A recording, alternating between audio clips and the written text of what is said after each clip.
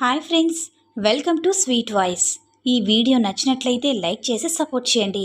ఇది ఎవరిని కూడా ఉద్దేశించింది కాదు, కేవలం వినోదం కోసం మాత్రమే. స్టోరీ నచ్చినట్లయితే ప్లీజ్ లైక్ చేసి సబ్స్క్రైబ్ చేసుకోండి ఫ్రెండ్స్. ఇక స్టోరీలోకి అయితే వెళ్ళిపోదామా?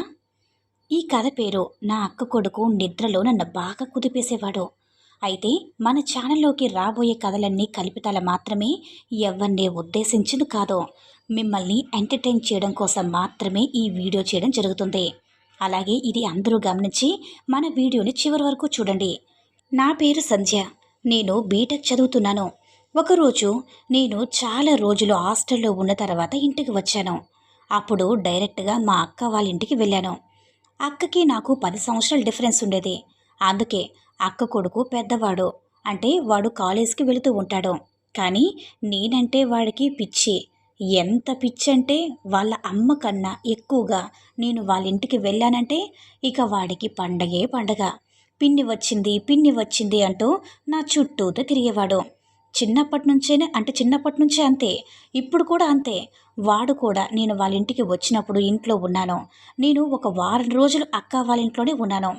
అక్కడ వాడు ప్రతిరోజు నాతో ఎంజాయ్ చేసేవాడు. కలిసి ఆడుకునేవాళ్ళం, ఇంకా అన్నీ చేసుకునేవాళ్ళం. బావేమో ఆఫీస్కి పని వెళ్తూ ఉండేవాడు. హైదరాబాదులో ఉండి వర్క్ చేసేవాడు. నేను వెళ్ళినప్పుడే బావ కూడా ఇంటికి వచ్చాడు. ఇక సెపరేట్ బెడ్రూమ్స్ కూడా ఉన్నాయి.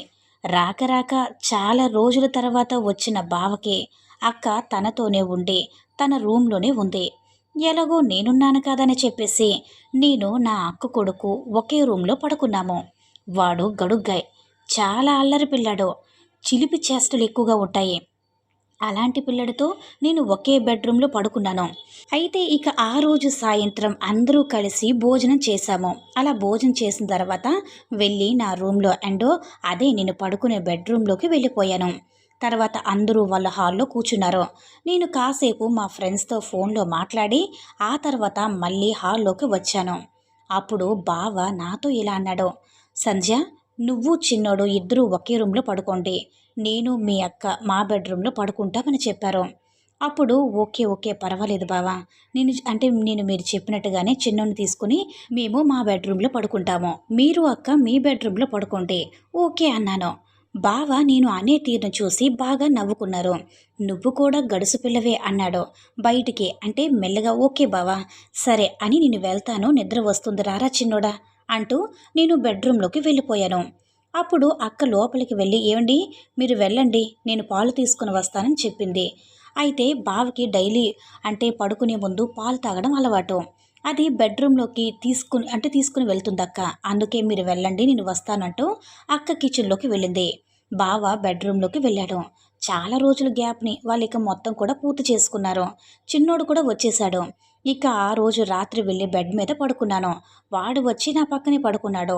చాలాసేపు ఎక్కువసేపు మేమిద్దరం కూడా కబుర్లు చెప్పుకుంటూ ఆ మాటలు ఈ మాటలు చెప్పుకుంటూ మేమిద్దరం కూడా ఉండిపోయాము. ఎప్పుడు నిద్ర పట్టిందో కూడా నాకు తెలియదు. అలా 2 రోజులు గడిచింది. ఆ 2 రోజుల తర్వాత ఒక రోజు ఉదయాన్నే నేను లేచేసరికి నా బాడీ అంతా బాగా బరువెక్కిపోయింది. ఏదో పెయిన్స్ లాగా అనిపించిందనమాట. మొత్తం ఎక్కడ చూసినా పెయిన్స్గా అనిపించింది. అసలు ఏం జరిగింది, ఇలా ఎందుకు ఉంది అని నాకు అర్థం కాలేదు. కానీ నాకు మాత్రం ఏదో మైండ్లో ఫ్రీగా అనిపిస్తుంది, ఇంకా హుషారుగా అనిపిస్తుంది. ఇంత పెయిన్స్ ఉన్నా కానీ నా మైండ్ ఎందుకు ఇంత యాక్టివ్గా అనిపిస్తుందో అస్సలు అర్థం కాలేదు. ఏదో తెలియని హ్యాపీనెస్ కూడా అనిపిస్తుంది. కానీ దేని గురించి వచ్చింది హ్యాపీనెస్ అనేది నాకైతే అస్సలు తెలియడం లేదు.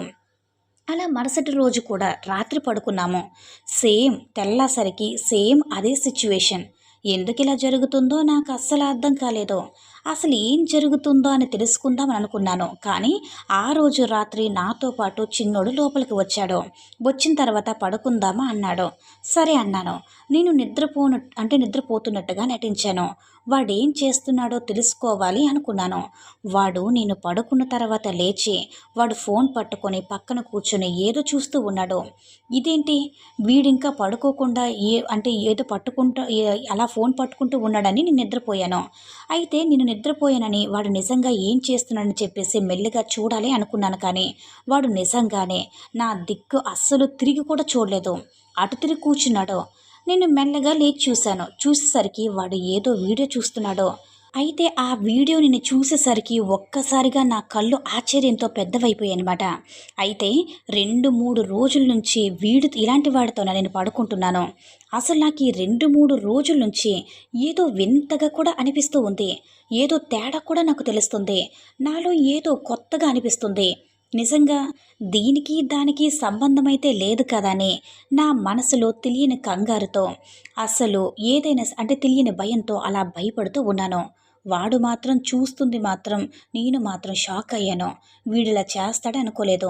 అసలేంటి వీడిలా చేస్తున్నాడో అర్ధరాత్రి లేచి పడుకోకుండా అని నేను అనుకుంటూ ఉన్నాను. కానీ నేనిప్పుడు అది చూసి వెంటనే వాడిని డిస్టర్బ్ చేయాలా, లేదంటే ఏమీ తెలియనట్టుగా పడుకోవాలా అస్సలు నాకు అర్థం కాక ఒక 2 నిమిషాలు ఆలోచించి సైలెంట్గా వెళ్ళి పడుకున్నాను. తర్వాత వీడేం చేస్తాడని తెలియాలి కదా, అందుకే పడుకున్నాను. అయితే రేపు రాత్రి వీడి బండారం బయట పెడతానని మనసులో అనుకున్నాను. అలా పడుకొని ఉదయం లేచేసరికి నా బాడీలో ఏదో తెలియని కొత్త కదలికలు, కొత్త కొత్త వేరియేషన్స్ తెలుస్తూ ఉండేవి. దానికి కారణం ఎవరు అని అంటే నాతో పడుకొని నా అక్క కొడుకు చిన్నోడు. ఆ చిన్నోడు ఒక అర్ధరాత్రి లేచి తన ఫోన్లో వీడియో చూస్తూ ఉన్నాడు. నేనది చూసేసాను కదా.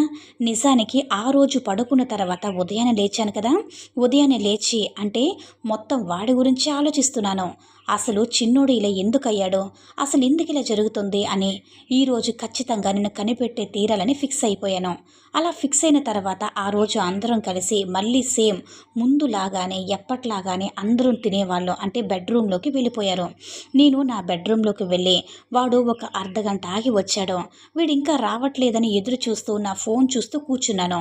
వాడు వచ్చేంత లోపల నేను మా ఫ్రెండ్స్తో మాట్లాడి పక్కన పెట్టేసి కూర్చున్నాను. వాడు డోర్ కొట్టి వచ్చాడు. వచ్చి ఏం మాట్లాడకుండా డోర్ కొట్టి వచ్చిన తర్వాత పక్కన కూర్చున్నాడు. ఇక రోజులాగానే పడుకుందామా అని అడగకుండా వాడు సైలెంట్గా పడుకున్నాడు.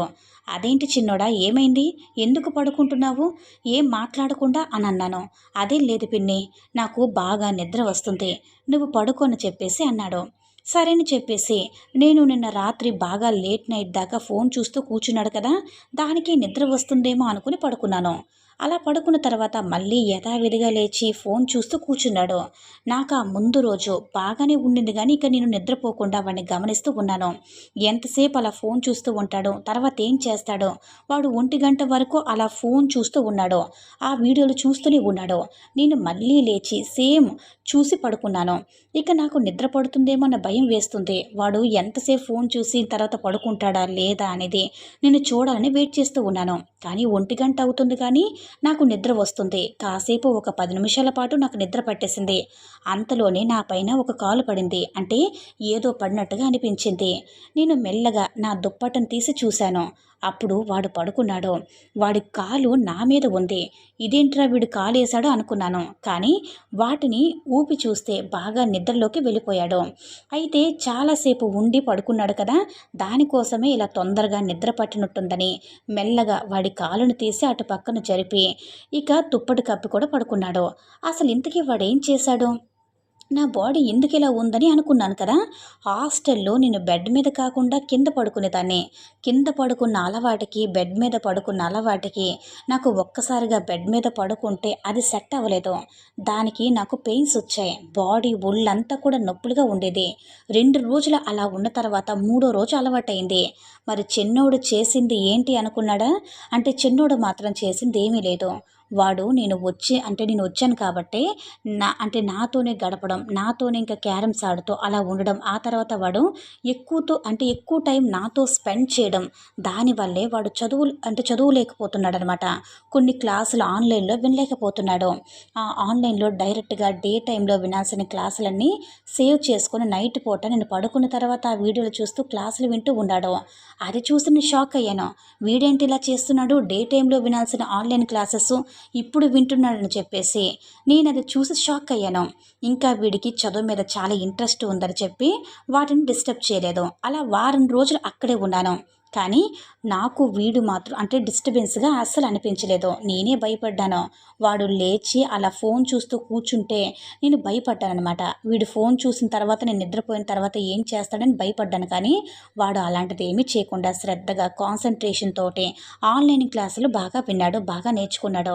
ఇక నేను ఊరు వెళ్ళే సమయానికి వాడు నేను వెళుతున్నానని చెప్తే అప్పుడే వెళ్ళిపోతావా పిన్ని అంటూ మళ్ళీ ఎప్పుడు వస్తావంటూ కాస్త బాధగా అడిగాడు. అదే సమయంలో మా బావ కూడా ఆఫీసు పని మీద వెళ్ళాల్సి వచ్చింది. ఒకేసారి నేను మా బావ వెళ్ళడం మా అక్క చిన్నోడికి సెట్ అవ్వలేదు. ఇక చాలా బోరింగ్గా అనిపించింది. ఒకేసారి ఇద్దరు వెళ్తే ఎలా ఉంటుందని చెప్పేసి కాస్త డల్ అయిపోయాడు. అప్పుడు బావ నేను ఇంకో 2 రోజులు ఉంటానులేరా అని, ఎందుకంటే బావ ఆఫీసు లీవ్ పెట్టి ఉండడం నేనే ఉంటానులని చెప్పి ఒక 2 డేస్ ఉన్నారు. తర్వాత నేను మళ్ళీ హాస్టల్లోకి వెళ్ళాం. ఆ తర్వాత మళ్ళీ ఇద్దరు తిరిగి రావడానికి 1 సంవత్సరం పట్టింది. అప్పటిదాకా నేను మళ్ళీ వాడిని చూడలేదు. నన్ను కూడా వాడు అస్సలు చూడలేదు. ఎందుకంటే నేనుండే హాస్టల్లో కొంచెం స్ట్రైక్స్ ఉంటాయి కదా, ఊరికే అంటే కొన్నిసార్లు సెలవులు కూడా ఇవ్వరు, ఇంటికి పంపించే ప్రయత్నం కూడా చేయరు. దానికోసం రాలేదు. కానీ మళ్ళీ ఇయర్ తర్వాత ఒక పెద్ద పండగకి వచ్చాను. అప్పుడు డైరెక్ట్గా నేను మా ఇంటికి వెళ్ళిపోయాను. కానీ అక్క వాళ్ళ ఇంటికి వచ్చారు. అక్కడికి వచ్చినప్పుడు కూడా సేమ్ వాడు ఒకే రూమ్లో, వాడు నేను ఒకే రూమ్లో, మిగతా వాళ్ళంతా వేరే హాల్లో అలా పడుకున్నాం. అప్పుడు కూడా వాడు ఆన్లైన్ క్లాసులో వింటున్నాడు అనుకుంటున్నారా? లేదు. అప్పటికే వాడికి ఎగ్జామ్స్ అయిపోయి హాలిడేస్లో మేము మా ఇంటికి వెళ్ళాం. వాళ్ళు మా ఇంటికి కూడా వచ్చారు. ఇక అందరం కలిసి హాలిడేస్ని ఆ పండుగని చాలా బాగా ఎంజాయ్ చేసాం. ఇంత బాగా అంటే చాలా ఎంజాయ్ చేసాం. ఈ పండుగ ఏంటో చెప్పండి? సంక్రాంతి. మా దగ్గర సంక్రాంతి పండుగ చాలా బాగా జరుపుకుంటారు. అక్కడ పండగకి మాకుండే పెద్ద పండగ అంటే సో ఆ పండగకి అక్క వాళ్ళు మా ఇంటికి రావడం, అక్కడ చాలా అంటే ఒక 3-4 రోజుల పాటు ఉండడం జరుగుతుంది కదా. ఫుల్గా ఎంజాయ్ చేశారు. ఇక మా మధ్యలో జరిగిన కథ అయితే ఇదేనండి. ఈ స్టోరీ నచ్చినట్లయితే ప్లీజ్ లైక్ చేసి సబ్స్క్రైబ్ చేసుకోండి. మరిన్ని వీడియోస్ కోసం మన ఛానల్ని సబ్స్క్రైబ్ చేసుకొని మాకు మరింతగా సపోర్ట్ చేయండి. మరొక ఇంట్రెస్టింగ్ వీడియోతో మళ్ళీ కలుద్దాం. By bye friends.